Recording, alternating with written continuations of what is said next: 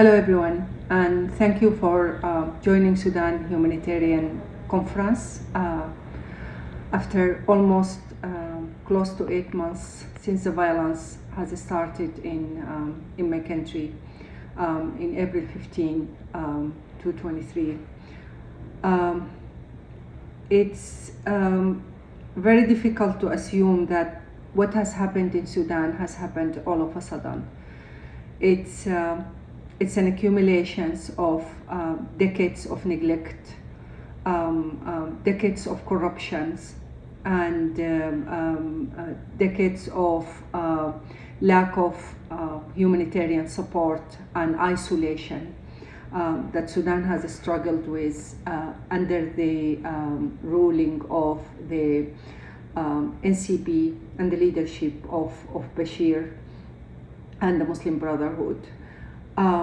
The outcomes was a completely damaged and very rotten state structure that's largely contributing to the situation that we are in at the moment. Sudanese have hoped that they could overcome all these challenges, all this mess peacefully. And for this, we agreed to bend our heads and accepted collaborating with perpetrators represented by the remnants of Bashir and the leader of the Rapid Support Forces, who has been one of the main mechanisms that the NCB have used to destroy Darfur for over 20 years. When they were, before they were given the name of the Rapid Support Forces, they were, of course, the Janjaweed militia. But unfortunately, the fact that we were such peaceful people and we tried to negotiate our way to stability, there was an assumption that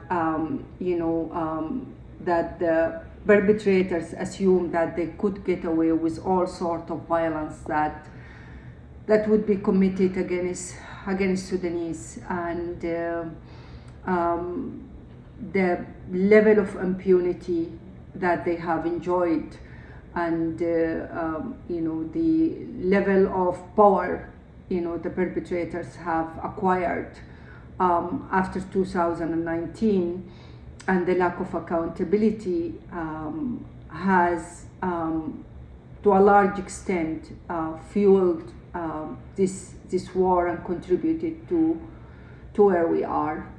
In April 15, 2023, the RSF has taken over Greater Khartoum, literally taken over Greater Khartoum, and they started entering homes door to door and looting citizens' properties and destroying small businesses and banks and all governments and public infrastructure. And with that, the first sexual violence cases has emerged. The first sexual violence case reported, it happened on April 15, and then less than an hour after it, another sexual violence case was reported around central Khartoum. And from now on, from that time on, the sequence of violations and atrocities, it never stopped until now and while we are speaking.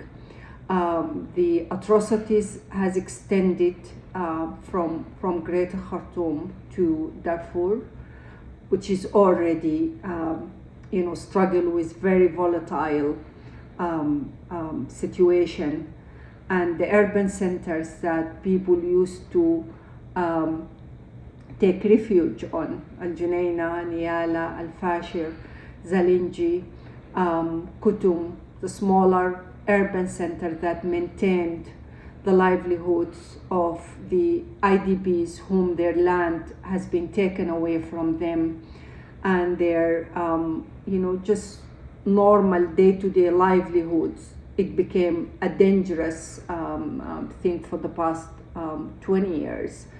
And so they are taking refuge in urban centers. Those urban centers, they became also under attack by the RSF.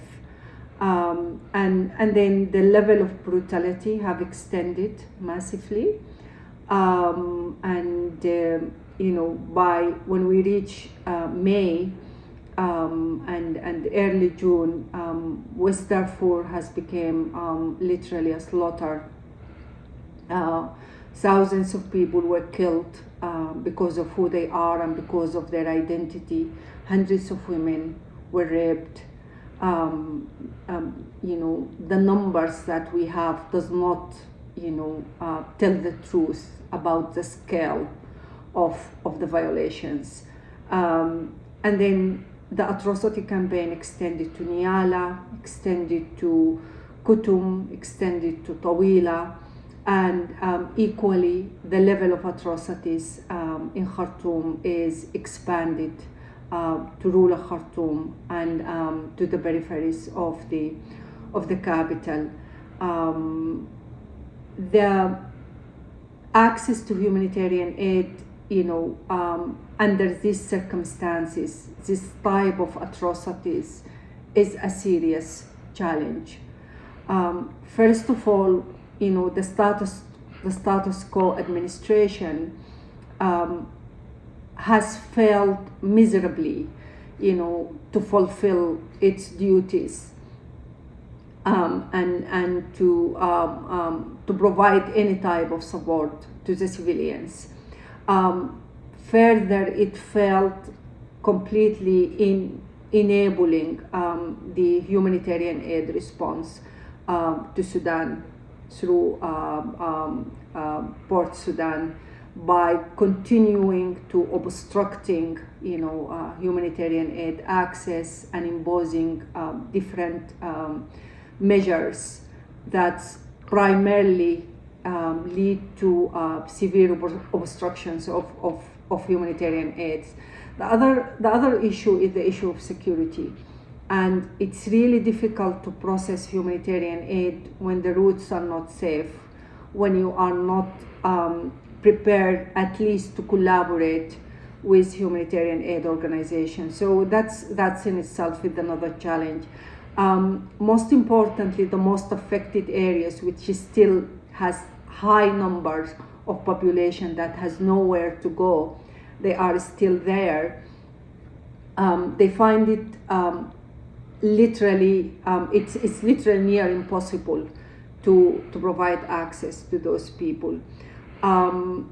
The community initiatives, the emergency rooms, the local volunteers are trying their best, but they are trying their best under extremely difficult circumstances, very complex circumstances with minimal capacity and very limited amount of resources that, a civil society, a number of international organizations are trying to process funds for them, but it's very difficult for them to attain or reach access to these resources and reach access to market to fulfill the needs of the community.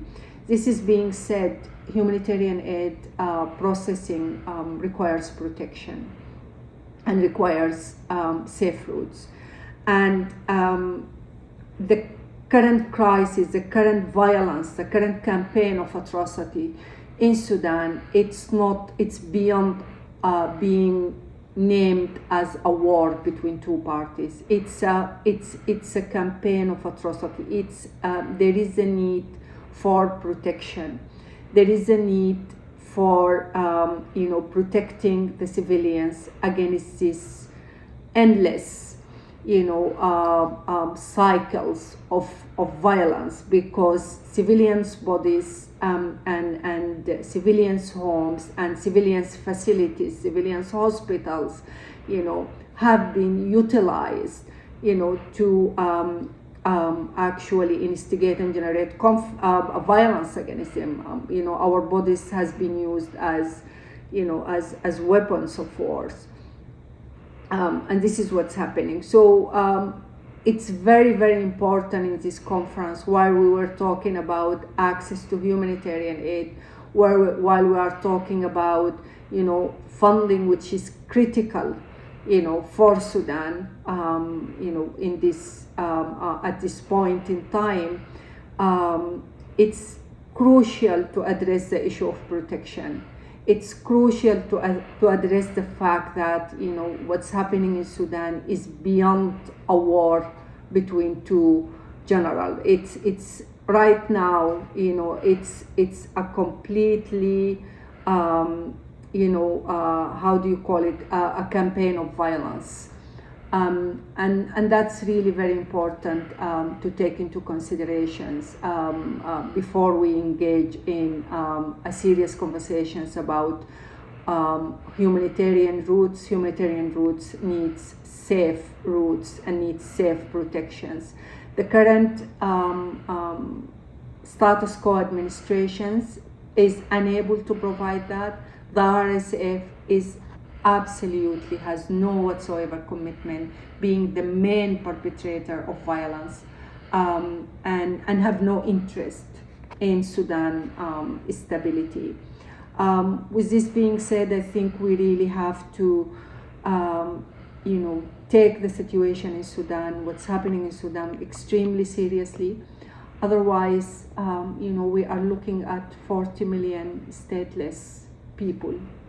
This is simply what's going to happen if the neglection of Sudan by the international community and by international actors and local actors continued.